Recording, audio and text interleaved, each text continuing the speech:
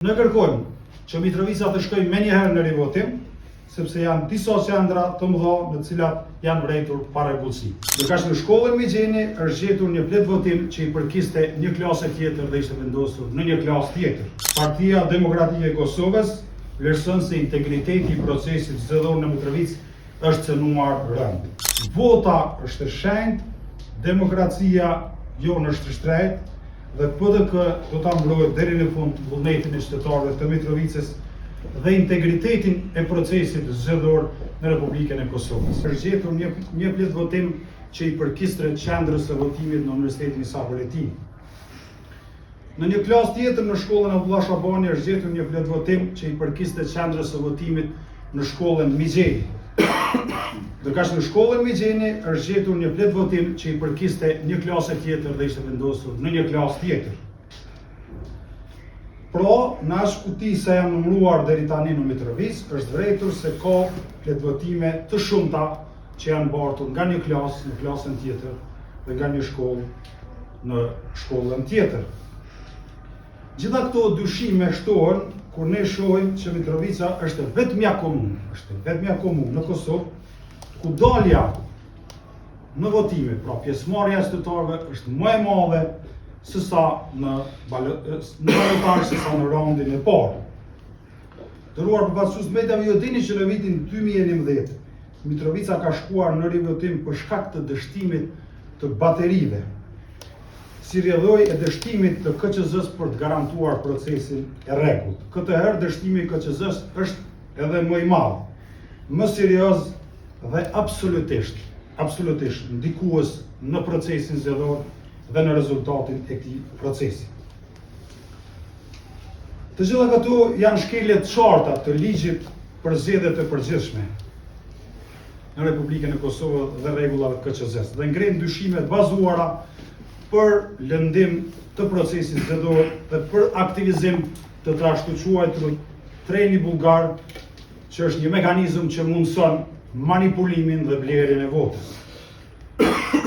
Siç e dini, për ta vënë në funksion atë mekanizëm mjafton një flet votimi vetëm i devijuar.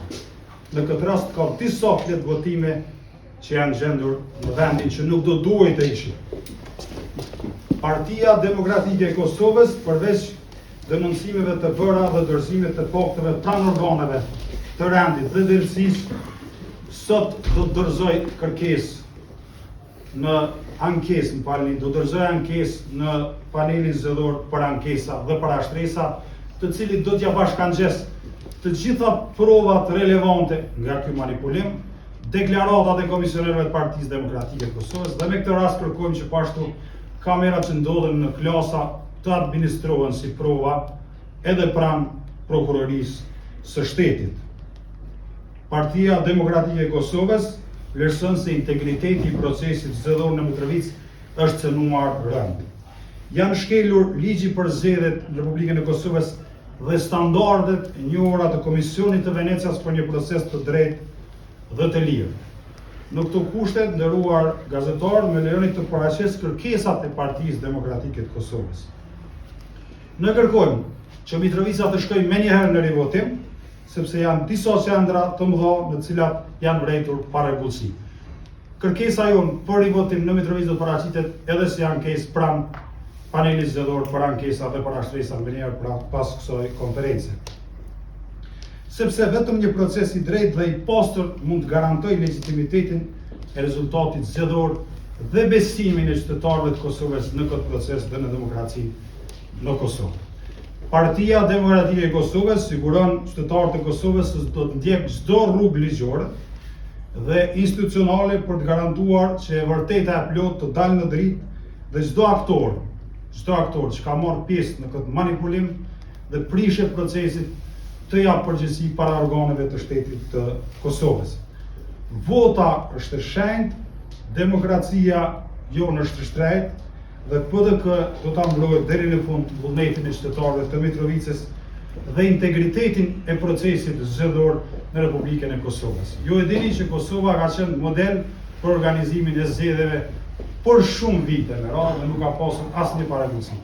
Prandaj ne nuk do të lejojmë që të udhët asnjë mbi një proces që tashmë ka krijuar traditë për rregullsinë e tij. Nëse pranojmë faktin që është një gabim teknik, kjo nuk është bën faktin që Mitrovica duhet shkojnë në rivotim. Një gabim teknik i cili ka ndikim përmbajtësor në rezultatin e procesit zgjedhor, nuk mund të lihet vetëm si i tillë për pa u sanuar. Sanimi këtu mund të ndodhë vetëm me rivotim. Në praktikën e panelit zgjedhor për ankesa dhe parashtresa dhe në jurisprudencën e Gjykatës Supreme të Kosovës, gjithherë është thonë që edhe kur është gabim teknik, në saj ka peshë për rezultatin zgjedhor, ajo duhet të sanohet. Në këtë rast, sanimi vetëm që mund të ndodhë është përsëritja e zgjedhjeve në Mitrovic, pra rivotimi dhe dhënien e shanses qytetarëve të Kosovës që të votojnë të lirë, të votojnë në mënyrë me ndërgjegjen e tyre dhe të sigurohen që numërimi i votave është i drejtë. Sot qytetarët e Mitrovic nuk besojnë dhe kanë çdo drejt të dyshojnë që vota e tyre edhe për një kandidat të caktuar nuk ka shkuar aty ku ata kanë dashur. Kështu që asnjë justifikim mbi gabim teknik nuk mund të shërbejë si arsye që Mitrovica të mos shkojë në rivotim, sepse kjo është një çështje që ka ndikim thelbësor në rezultatin e zgjedhjeve. Dy përfaqësuesit tanë në Komisionin Qendror të Zgjedhjeve, në të marrë informacionin nga komisionerët tanë në Mitrovic, kanë shkuar atje, janë angazhuar me mua, me gjithë ekipin ligjor dhe të tjerë, me kryetarin Lasniqi dhe të tjerët, për të punuar që e vërteta të zbardhur. Mendoj që ata kanë kryer detyrën e tyre ashtu siç i kërkon ligji dhe siç kemi kërkuar ne. Në pyetjen e dytë. Dhe kaq për pyetjen e dytë do ta kalon për një rast tjetër mund të përgjigjet kryetari i partisë, sot është konferenca tematike me mirë kuptim. Zoti Gruda, në këto momente erdhi një reagim nga KSZ-ja që ka përcjellur reagimin e kompanisë kontraktuese për flet votime dhe një të thotë se merr përgjegjësinë për atë gabim teknik dhe e ka sqaruar gabimin teknik për mos ta zgjatur reagimin e tyre. A i besoni kësaj kompanisë dhe vazhdoni të besoni se çështja është më e thellë se sa një gabim teknik? Faleminderit të sërë edhe njerë. Nuk është çështja nëse besojmë ne ose jo që ka qenë gabim teknik. Unë thash edhe me supozimin që kjo është një gabim teknik, kjo dëmton procesin dhe procesi duhet shkojë në rivotim. Nuk mund të thonë ka ndodhur një gabim teknik dhe nuk do ta sanojmë atë. Kjo është, nëse do të marrni krahasim, sikur me shtyp blet votime dhe me harru me shkru Partia Demokratike e Kosovës. Sepse ky gabim teknik ka ndikim thelbësor në rezultatin zgjedhor. Askush nuk mundet të thirret në faktin që ka një gabim teknik dhe do ta lëmë që edhe procesi të komprometohet edhe votat të mos jenë ato që kanë vendosur qytetarët e Kosovës.